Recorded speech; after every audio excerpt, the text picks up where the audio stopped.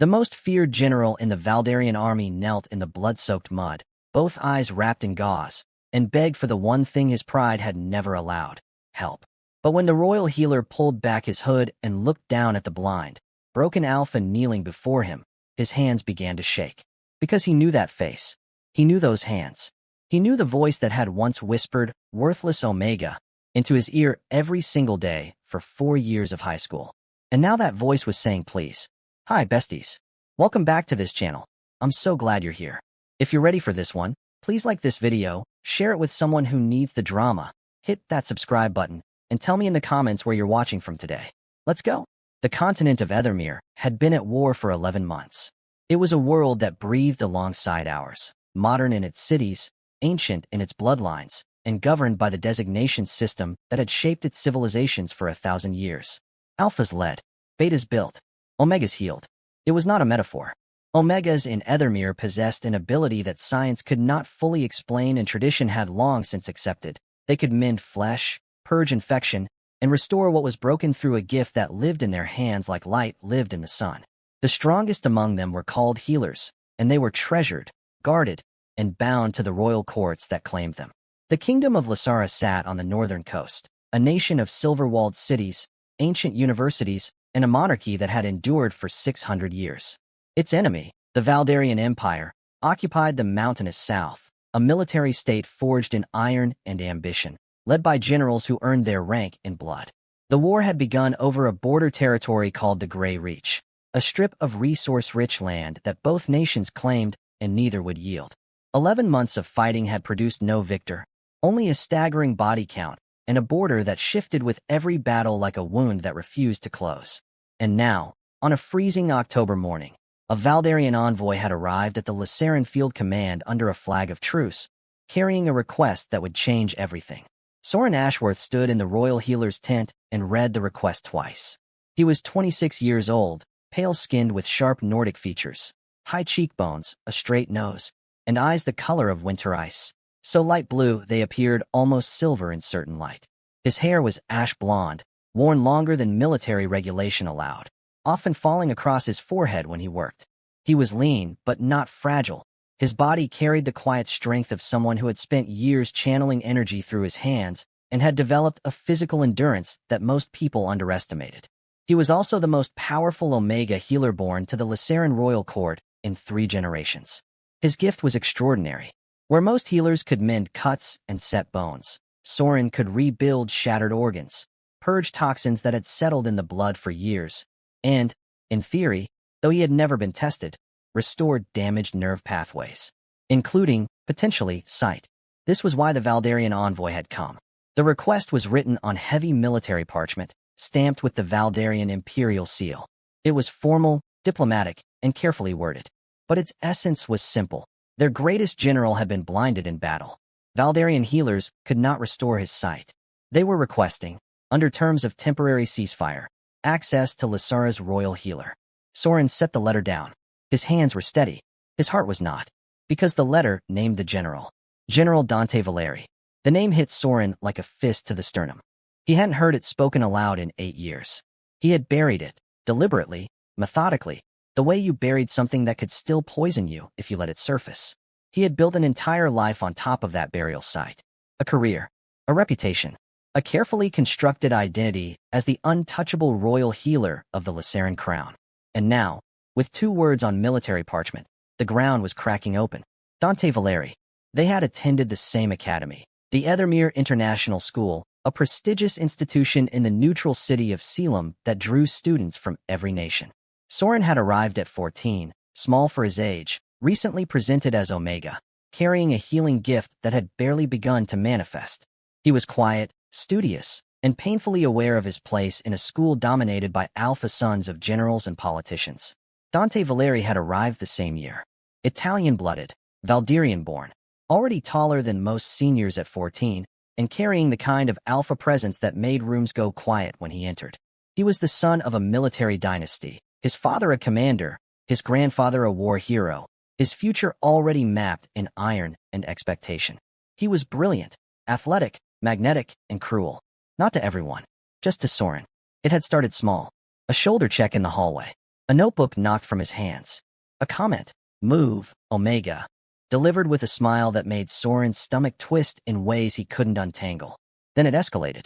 Soren's assignment sabotaged, his healing practice disrupted, his belongings destroyed, and the whispered words that Dante seemed to save exclusively for moments when they were alone. Close enough that Soren could feel the Alpha's breath on his neck, close enough that the words landed like brands. Worthless. Weak. You'll never be anything. For years of it. For years of holding his spine straight, and his face blank, and his gift steady, even as something inside him cracked a little more each day. He had never told anyone. He had never fought back. He had simply survived, graduated, and left, returning to Lysara, entering the royal court, and becoming exactly the thing Dante Valeri said he never would be. Something. And now Dante Valeri was blind, and Soren was the only person in the world who could fix it. The War Council met that afternoon. 12 generals, the Crown Regent, and Soren, the only Omega at the table, which was typical and which he had long since stopped caring about. It's a trap, General Thorne said immediately. They want our healer behind their lines. It's an abduction play. The ceasefire terms are binding, the Crown Regent replied. Neutral ground. International observers. They're desperate. Valeri is their best strategist. Without him, their campaign loses coherence. Which is exactly why we should refuse, Thorne countered. Let them lose coherence. Let the blind general rot. Soren listened. He said nothing. His hands, beneath the table, were clasped so tightly his knuckles ached. The regent turned to him. Soren, this is ultimately your decision. You cannot be ordered to heal an enemy combatant. What do you want to do? What he wanted to do was say no. He wanted to refuse, return to his tent, and let Dante Valeri live in darkness for the rest of his life. It would be justice. It would be proportional. For years of cruelty repaid with a lifetime of blindness, the universe balancing its books. But Soren was a healer, and healers did not choose who deserved to be mended. That was the oath. That was the gift. It didn't belong to him. It moved through him, and it did not recognize grudges. I'll do it, he said. The neutral ground chosen for the healing was an abandoned monastery in the Grey Reach, a stone building on a hilltop between the two armies, surrounded by international peacekeepers and enough diplomatic protocol to fill a library. Soren arrived with a military escort, his healer's kit, and the particular kind of calm that came from spending 2 days preparing for the worst moment of his life. The Valdarian delegation was already there. Soldiers lined the courtyard, hard-faced men in dark uniforms who watched the Lysaran party with the careful hostility of professionals. Among them, officers, advisors, a military physician. And in the center of the courtyard, seated in a wooden chair with his back straight and his ruined eyes wrapped in black gauze, was Dante Valeri. 8 years had changed him. The boy was gone entirely. What remained was a man, 30 years old, broad-shouldered, with a jaw like cut marble and dark hair cropped close in the military style. Even seated, even blind, he radiated authority. His alpha scent, which Soren caught from 20 feet away and felt in his teeth, was smoke and iron and something darker. Something wounded. Soren stopped walking. For 3 seconds, he was 14 again, small, silent, bracing for impact. Then he was 26. A royal healer. The most powerful Omega in Lysara. He walked forward. Dante heard him before he reached the chair.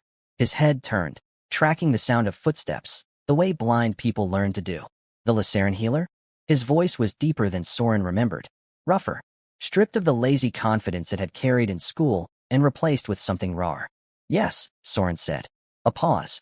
Then, your voice. Soren's pulse spiked. What about it? I know it. Dante's brow furrowed beneath the gauze. His jaw tightened. I know your voice. Who are you? This was the moment. Soren could lie. Give a false name. Heal the man and leave without ever being identified. It would be cleaner. Safer. Less like walking into a fire. Soren Ashworth, he said. The silence that followed was deafening. Dante's entire body changed. His shoulders locked.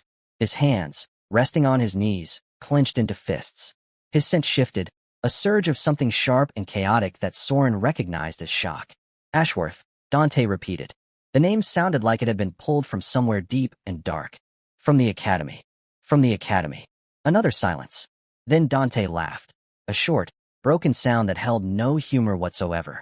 Of course it's you. He turned his rapt eyes towards Soren's voice with an accuracy that was unsettling. The universe has a sixth sense of humor. The universe isn't the one who needs his eyes fixed, Soren said coolly. Do you want my help or not? Dante's jaw worked. Pride and need warred visibly across his face. For a moment, Soren thought he would refuse. Part of him hoped he would. Yes, Dante said. The words sounded like it cost him everything. The healing could not be done in a single session. The damage was extensive. A blast had destroyed the nerve pathways connecting Dante's eyes to his brain. The eyes themselves were intact, which was why Valdarian healers had failed. The problem wasn't the organs. It was the connection. And rebuilding neural pathways was the most delicate, exhausting, and intimate form of healing that existed. It required prolonged physical contact, hands on the patient's face, sustained energy transfer, hours at a time, over multiple days. The healer would need to enter a near-trance state, following the damaged nerves like threads through a labyrinth, reweaving each one individually. It meant Soren would need to touch Dante Valeri's face, gently and continuously, for hours. For days. The diplomatic teams negotiated quarters. Soren was given a room adjacent to Dante's in the monastery. Guards were posted. Protocols were established. The ceasefire held. And on the first evening, in a stone room lit by lamplight, Soren sat across from the man who had made his adolescence a waking nightmare, placed both hands on his face, and began to heal him. The first session lasted 4 hours. Soren's hands cupped Dante's jaw, fingers resting at his temples, palms against his cheekbones. The position required closeness. Their knees touched, their breathing synchronized, and Soren could feel every shift of Dante's expression through his fingertips. The alpha was tense. Every muscle in his body was locked. His jaw clenched so hard Soren could feel the strain through his palms. "You need to relax," Soren said. "The healing can't penetrate if you're fighting it." "I'm not fighting it. Your entire body is a fist. Relax." A long exhale. Slowly, incrementally, reluctantly, Dante's muscles began to release. His jaw unclenched. His shoulders dropped. And as the tension left his body, Soren felt the healing energy flow, a warm, golden current that moved from his hands into Dante's damaged pathways, searching, mapping, beginning the slow work of reconstruction. They sat in silence for the first hour. Then Dante spoke. "I remember you. I'd be surprised if you didn't. You sat in the third row in Professor Marin's class. You took notes in blue ink. You never raised your hand, but your written scores were the highest in the year." A pause. "You never looked at me. I looked at you plenty, usually to check whether you were about to knock my books off my desk." The silence that followed was heavy. Soren felt something move through Dante's face beneath his hands, not physical, emotional, a tremor that had nothing to do with nerve damage.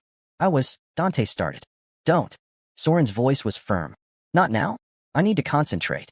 Dante went quiet. He didn't speak again for the remaining 3 hours.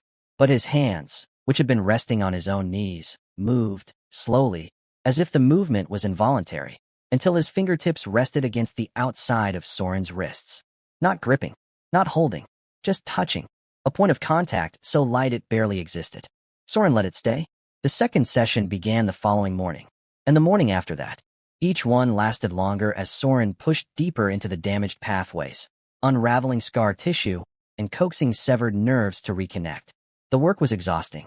After each session, Soren returned to his room, collapsed on the narrow bed, and slept for hours. He woke drained, ate mechanically, and prepared for the next round. His body ached. His hands trembled. The gift demanded everything he had. But something else was happening, something he hadn't anticipated. In the intimacy of the healing trance, with his hands on Dante's face and his energy threaded through Dante's neural pathways, Soren could feel him. Not just physically, emotionally. The trance opened a channel between healer and patient, a side effect that most healings were too brief to produce. But these sessions were long enough and deep enough that the barrier between them thinned. He felt Dante's pain, not the nerve damage, the other kind. The weight he carried, the pressure of command, the loneliness of a man who had led armies and trusted no one. And beneath all of it, woven through every neural pathway like a thread of darker gold, something that made Soren's breath catch. Guilt. Not vague, ambient guilt. Specific, targeted, shaped like a name. His name. On the fourth day, Dante broke. They were 2 hours into the session. Soren's hands were steady on his face, energy flowing, nerves slowly reconnecting. The room was quiet. The lamplight flickered. "I need to say this," Dante said. His voice was raw. "I told you, not during sessions. If not now, when? When you finish healing me and leave and I never see you again." A crack in the composure. "I was cruel to you. At the academy. I was systematic about it. I targeted you specifically, repeatedly, for 4 years, and I have no excuse that isn't pathetic. Soren's hands stilled on his face. The energy wavered. Say it anyway, Soren whispered. I was 14. I presented as alpha in a military family that valued one thing: dominance. And you walked into that school carrying a gift in your hands and a gentleness in your face that I had never seen before, and every alpha instinct I had went haywire. His voice dropped. I didn't know what I was feeling. I didn't have the language for it. The only framework I had was power and control, so that's what I used. I pushed you away because what I actually felt was, he stopped. Swallowed. It doesn't matter. The reason doesn't justify the action. I hurt you. I hurt you badly and consistently, and I knew I was doing it, and I didn't stop. And I have spent 8 years carrying that. Soren's hands were trembling on Dante's face. Not from exhaustion. From the effort of holding himself together while the boy inside him, the 14-year-old who had cried silently in bathroom stalls, heard the words he had needed for a decade. What did you feel? Soren asked. His voice was barely there. Dante turned his blind eyes toward him. You know what I felt. Say it. I was drawn to you. Obsessively, completely, in a way that terrified me. And instead of understanding it, I destroyed the thing that caused it. His voice shattered. I destroyed you. And I have regretted it every single day since. The room was very quiet. Soren removed his hands from Dante's face, stood up, walked to the window, looked out at the gray hills and the distant line of armies and the world that was broken in 1,000 ways, not least of all between the two of them. You didn't destroy me, he said, his back to Dante. You tried. You failed. I am the royal healer of Lysura. I am the most powerful Omega on this continent. And I am standing in this room choosing to fix what's broken in you because that is who I am, not because of what you did, but in spite of it. He turned back. Dante's face was wet beneath the gauze. We continue tomorrow, Soren said. Get some rest.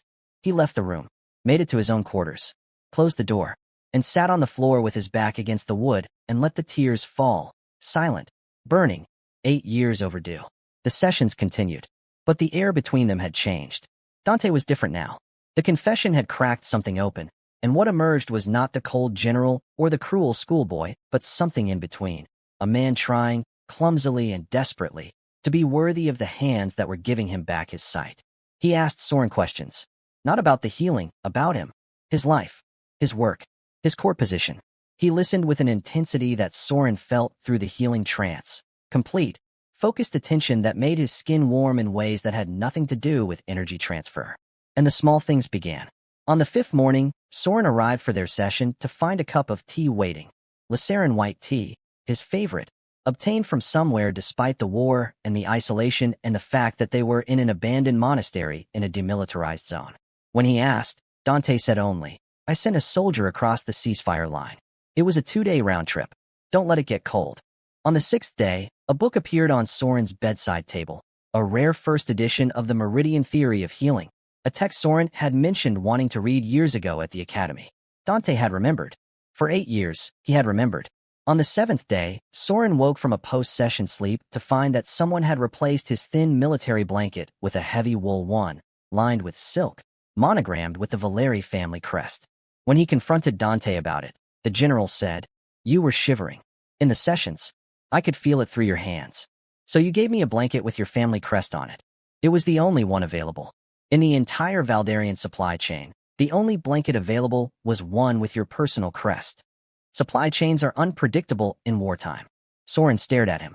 Dante's blind face was completely impassive, but his ears, exactly like every Alpha Soren had ever caught in a lie, were red. By the 8th day, the healing was 70% complete. Dante could perceive light and shadow, not sight yet, but the promise of it. His eyes, beneath the gauze, were functional. The pathways were reconnecting. A few more sessions, and he would see. The political implications of this were enormous, and not everyone was pleased. Captain Victor Hale was Dante's second-in-command, a Valdarian alpha who had been running the war effort in Dante's absence, and, by most accounts, enjoying the authority. He arrived at the monastery on the 8th day with a delegation of officers and an agenda that Soren recognized immediately. Hale wanted Dante to remain blind. He didn't say it directly. He expressed concerns about the healing process. He questioned Soren's methods. He suggested that perhaps the healer was deliberately prolonging the treatment to gather intelligence. He spoke to Dante with the careful deference of a subordinate, and looked at Soren with the open contempt of a man who believed omegas belonged in kitchens, not war zones. During a strategy meeting that Soren was not invited to but overheard through thin monastery walls, Hale said, "The omega is compromising your judgment. You've been in close physical contact with an enemy healer for 8 days. Your scent is all over him. His is all over you. The men are talking." The silence that followed was the kind that preceded violence. "The men," Dante said quietly, "can talk to me directly if they have concerns. And Captain, if you refer to the royal healer of Lysura as the Omega one more time, I will remove your rank with the same efficiency with which he is restoring my sight. Am I understood?" Hale was reassigned to a supply depot the following morning. But Hale's words had planted a seed, not in Dante, but in Soren. "He's compromising your judgment. Your scent is all over him." It was true. The prolonged healing sessions had created a scent bond, not a mating bond, but a precursor. Their scents had begun to intertwine, the way they did when two people spent extended time in close physical contact. Soren's winter rain scent now carried notes of smoke and iron. Dante's smoke and iron carried hints of winter rain. The implications were intimate, and in the context of a war between their nations, dangerous. Soren sat in his room that evening and considered, for the first time, what was actually happening between them. Not the healing, not the apology, not the tea in the books and the blanket. The thing underneath all of it, the current that had been running since day one, since the moment he'd placed his hands on Dante's face and felt something deeper than nerve damage.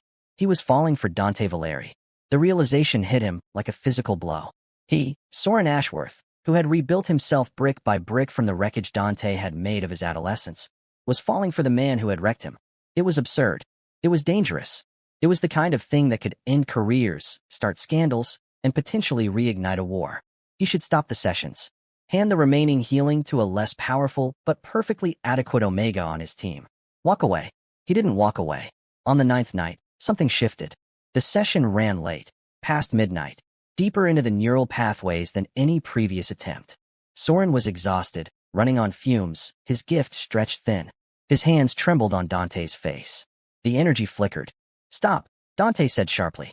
"You're overextending." "I'm fine." "You're shaking. Your breathing is irregular. And your scent just shifted from winter rain to something that smells like pain." "Stop. Don't tell me how to use my gift. I'm telling you to take care of yourself." Dante's hands came up. For the first time in 9 days, he reached for Soren. His fingers found Soren's wrists, wrapped around them gently, and pulled his hands away from his face. "I have waited 8 years for your forgiveness. I can wait another day for my sight." The touch, Dante's hands on his wrists, warm and steady, sent something cascading through Soren's nervous system. Not healing energy. Something entirely personal, entirely chemical, entirely devastating. "Let go," Soren whispered. "No." Dante's thumbs moved. A small, slow circle against the inside of Soren's wrists, where the pulse beat fastest. "I have spent 9 days sitting still while you gave me a miracle. I have sat in darkness and listened to your breathing and felt your hands on my face and wanted, with every cell in my body, to touch you back. To hold you.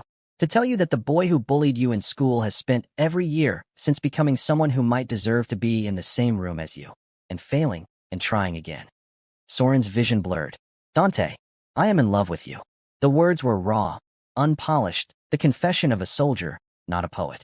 "I have been in love with you since I was 14 years old and too broken to understand it. I loved you when I was cruel to you. I loved you when you left. I loved you through 8 years of war and distance and the absolute certainty that I would never see you again. And now, in the cruelest irony imaginable, I am sitting in front of you blind, and you are the one giving me back the ability to see. And I love you so completely that if you told me to stay blind forever just to keep you here, I would say yes." The room was silent except for their breathing. Soren leaned forward, pressed his forehead against Dante's. The contact was electric, forehead to forehead, breath to breath, 8 years of damage and 8 days of healing colliding in the space between them. "I haven't forgiven you," Soren whispered. "I know. I'm not sure I can. I know that too. But I want to." His voice broke. "I want to, and that terrifies me." Dante released his wrists. His hands moved, slowly, asking permission with every centimeter, to Soren's jaw. He held his face the way Soren had been holding his for 9 days. Gently, reverently, as if Soren were the miracle, not the sight. Soren kissed him. It was not a gentle kiss. It was 8 years of grief and anger and longing compressed into a single point of contact. Dante's arms came around him, careful of his exhaustion, mindful of his trembling, and held him as if the world beyond the monastery had ceased to exist. What followed was tender, overwhelming, and conducted in darkness. Dante's darkness, which he navigated with the same instinct that had made him a general, his hands learning Soren the way they had learned battlefields, by touch and intuition and absolute commitment. Soren let go of every wall, every defense, every carefully constructed armor, and let himself be held by the one person who had both broken him and put him back together.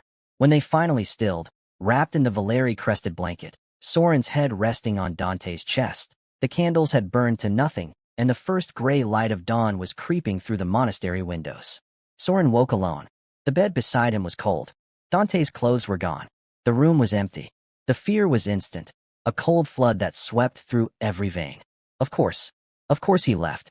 The Alpha took what he wanted and disappeared. It was school all over again. Different cruelty, same result. Use the Omega. Discard the Omega. Soren dressed with mechanical precision. His hands were steady. His face was stone. He packed his healer's kit, folded the Valeri blanket, and left it on the chair. He would not take it. He would not take anything. He was halfway to the monastery gate, intent on returning to the Lycaran camp and never looking back, when a Valdarian soldier intercepted him. "Sir, the general requests your presence in the east courtyard. Immediately. Tell the general I'm leaving." "Sir." The soldier looked uncomfortable. "He said you'd say that. He also said to tell you," and these are his exact words, "I didn't leave. I woke up and I could see shadows and the first thing I saw was your face and I panicked, and I've been in the courtyard for 2 hours trying to figure out how to deserve what happened last night. Please don't go." Soren stood in the monastery corridor, bag in hand, and felt the stone beneath his feet shift. 2 hours, he said. "Yes, sir." He's been pacing. The guards are concerned. Soren found Dante in the east courtyard, pacing in exactly the way the soldier had described. Long, restless strides, one hand running through his hair, his gauze removed, his damaged eyes open and squinting against the gray morning light. He turned when he heard footsteps. And for the first time in 8 years, for the first time since the healing began, Dante Valeri looked at Soren Ashworth. Not through darkness, not through gauze, through eyes that were healing, that could perceive shape and light, and the blurred outline of a man standing 10 feet away with a bag over his shoulder and an expression caught between fury and hope. "I can almost see you," Dante said. His voice was rough. His eyes were wet. You're right there, and I can almost." "You left the bed." Soren's voice was flat. "I woke up and you were gone." "I know. I'm sorry." "I opened my eyes, and there was light. Actual light. And your face was the first thing I could make out, and He stopped, pressed his palms against his eyes. "I saw your face and realized that I have the rest of my sight coming back, and the first thing I'm going to see clearly is the person I hurt most in my life," and I spiraled. I panicked. I came out here to think. For 2 hours. I'm a general, not a communicator. Strategy one can do. Emotions are. I'm working on it. Despite everything. Despite the fear and the anger and the 8-year wound that was still bleeding, Soren felt the corner of his mouth twitch. "You're going to have to work faster," he said. Dante crossed the courtyard in 4 strides. Stopped 1 foot away. His eyes, still blurred, still healing, searched Soren's face with an intensity that was devastating precisely because he could barely see. "Don't leave," he said. "Stay. Finish the healing. And after that, when I can see you clearly, when this war is over, when I've earned the right to ask, let me prove that the man I am now is not the boy I was then." Soren looked at him for a long time. The morning was cold. The hills were gray. And standing in front of him, imperfect and desperate and trying, was the person who had shaped his life through damage and was now asking to reshape it through devotion. "Finish the healing first," Soren said. "We'll discuss the rest after." The final session took 6 hours. It was the deepest, most demanding healing Soren had ever performed. The last pathways reconnecting, the final nerve threads weaving into place.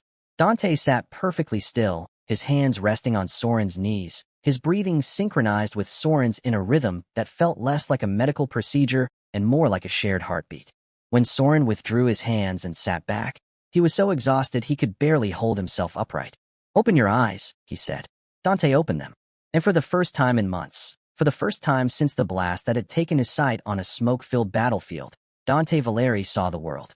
But he wasn't looking at the world. He was looking at Soren. "Oh," he whispered. Just that. A single syllable that contained an ocean. Because he was seeing Soren, not the blurred outline, not the shadow, but him. The ice-blue eyes. The ash-blonde hair falling across his forehead.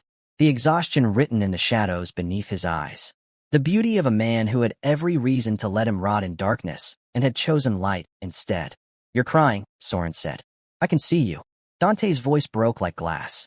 I can see you, and you are the most beautiful thing I have ever seen, and I wasted 4 years of looking at you on cruelty, and I will never waste another second. Soren, who had been holding himself together through 9 days of impossible proximity, through confession and intimacy and abandonment fear and a 6-hour healing marathon, finally broke. Dante caught him before he hit the floor, gathered him up, held him against his chest, and carried him to the bed with the strength of a man who could finally see where he was going. He laid Soren down, pulled the Valeri blanket over him, and sat beside him, one hand in his hair. Sleep, Dante said. I'll be here when you wake up. I'll be here every time you wake up, for as long as you'll let me. Soren slept for 14 hours. When he opened his eyes, Dante was still there, sitting in the same chair, watching him with eyes that worked, that saw, that reflected everything they had cost and everything they had gained. You stayed, Soren murmured. I told you I would. You also told me I was worthless once. I was wrong. About everything except one thing. Dante leaned forward. I told you I'd never forget you. That part was true. The ceasefire held. Then it extended. Then, in a development that shocked both nations, it became a peace negotiation. Soren returned to Lissara. Dante returned to Valderia. They were on opposite sides of a diplomatic table, representatives of enemy nations, and the distance was excruciating. But Dante, it turned out, was as relentless in love as he was in war. Letters arrived at Soren's quarters, handwritten, sealed with the Valeri crest, delivered by military courier across the ceasefire line. 1 per day, every day, without exception. They were not love letters, exactly. They were Dante, direct, intense, occasionally clumsy with emotion. He wrote about the peace negotiations, about his recovery, about the sunrise he'd watched that morning and how the colors reminded him of Soren's eyes, about the first book he'd read with his restored sight, the Meridian Theory of Healing, which he was annotating in the margins with questions he wanted to ask Soren, about the nights, which were long and empty and filled with the memory of a monastery room and a healer's hands. Soren read every letter. He did not write back. Not at first. After 3 weeks, he wrote one sentence. You're still using blue ink. Dante's next letter was 12 pages long. The peace treaty was signed on a December morning, 6 weeks after the healing. The Grey Reach was divided. Shared territory, joint governance. A compromise that satisfied no one and prevented further bloodshed, which was the best that diplomacy ever offered. The signing ceremony was held in Selim, the neutral city, the same city where their academy had been. Soren attended as part of the Lissaran delegation. Dante attended as head of the Valdarian Military Council. They saw each other across the ceremonial hall, a vast marble space filled with diplomats and officers and centuries of mutual hostility. Dante was in full military dress, medals across his chest, posture perfect. Soren was in the royal healer's formal robes, white and silver, the Lissaran crest on his shoulder. Their eyes met across the room. 8 years of history, 9 days of healing, 1,000 letters, and a distance that neither of them could bear for one more second. Dante crossed the hall.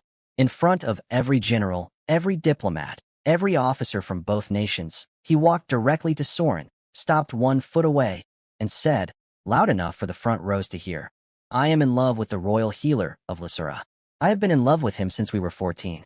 He is the reason I can see. He is the reason I want to. And if this treaty means anything, it means I no longer have to pretend otherwise. The hall went silent. Soren looked at this man, this alpha, this general, this person who had been his tormentor and his patient and his lover and was now, in front of the entire political establishment of 2 nations, choosing him. You're making a scene, Soren said. I'm making a point. The point being, that you are mine, that I am yours, and that anyone in this room who has a problem with that can take it up with my restored eyesight and the man who gave it to me. Soren kissed him, in front of everyone, in the neutral city, in the hall where peace was born. The Lissaran delegation was stunned. The Valdarian delegation was stunned. General Thorne dropped his champagne glass. And somewhere in the back of the hall, a junior diplomat from a neutral nation whispered, this is better than the treaty. The wedding was held 3 months later in Selim, neutral ground, where it had all begun and where it all came together. The academy they'd both attended was visible from the ceremony garden, its spires catching the spring light like a reminder that the past was not always something to escape. Sometimes it was something to redeem. Soren wore white, the healer's formal color, but reimagined in a tailored suit that caught the light the way his gift caught the world. Dante wore black military dress, every medal earned, every scar invisible beneath the fabric. Soren's mother attended. She was a retired healer herself, small and silver-haired, and possessed of the same ice-blue eyes she'd given her son. She took Dante's hands in both of hers and said, "My son has the gift of mending. If he has chosen to mend you, then you must have been worth the effort." She paused. "But if you ever hurt him again, no amount of healing will fix what I do to you." Dante, who had faced armies and assassins and blindness itself, looked genuinely afraid. "Understood, ma'am." Their vows were private, whispered beneath the arch of spring blossoms, heard only by each other. Soren promised to heal, not just the body but the space between them. Dante promised to see, not just with his eyes but with the part of himself that had been blind long before the blast. When the officiant declared them married, Dante cupped Soren's face, the same position Soren had held for 9 days while giving him back his sight, and kissed him with the careful reverence of a man who understood that what he'd been given was not earned but entrusted. 6 months after the wedding. Summer. The villa they'd bought together in Selim, neutral ground, belonging to neither nation and both, just like them. Soren sat in the garden, surrounded by the medicinal herbs he grew for his practice. He'd opened a healing clinic in the city, serving patients from both Lissara and Valdiria, because borders were lines on maps and bodies didn't recognize them. Dante appeared from the house. He moved differently now, no longer the rigid stride of a general, but something looser, warmer. He still carried authority like a second skin. But his eyes, his healed, clear, devastating eyes, were soft when they found Soren.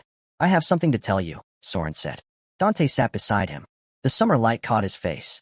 He was beautiful, a fact that Soren had spent 8 years refusing to acknowledge and now acknowledged daily, aggressively, out loud, to Dante's visible embarrassment and poorly hidden delight. "I'm expecting." Dante went still. Completely, utterly still.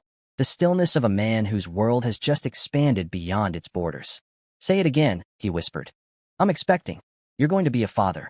Dante's hand moved to Soren's stomach. His palm pressed flat. His eyes, the eyes that Soren had rebuilt nerve by nerve, thread by thread, over 9 days in a monastery during a war, filled with tears. "I was blind," he said, his voice cracked with wonder. "I was blind, and you gave me sight. And now you're giving me this." "I'm an overachiever," Soren said, but his voice was shaking and his eyes were wet. Dante laughed, a real, full, shattered laugh, and pulled Soren into his arms. He held him in the garden, in the sunlight, surrounded by healing herbs and the quiet of a world that had, against all odds, found peace. "I don't deserve this," Dante murmured into Soren's hair. "Probably not," Soren agreed. "But you're going to spend the rest of your life earning it, and I'm going to let you." Dante pressed his lips to Soren's forehead, then to each of his eyelids, a mirror of the healing, a reversal of the gift, a promise sealed in the lightest of touches. "Thank you," he whispered, "for seeing me, even when I couldn't see myself." Soren closed his eyes and leaned into the man who had once been his worst nightmare and was now, impossibly, his entire world. And in that garden, in the neutral city, in the space between 2 nations and 2 people who had found their way from cruelty to devotion, the healer and the general proved what the war had tried to deny, that the hands that mend can also hold, and the eyes that open can finally, truly see. Thank you so much for watching, besties. If this story had you in your feelings, smash that like button, share it with someone who loves a good enemies to lovers arc, subscribe so you never miss an upload, and drop a comment telling me where in the world you're watching from today. I love you all. See you in the next one.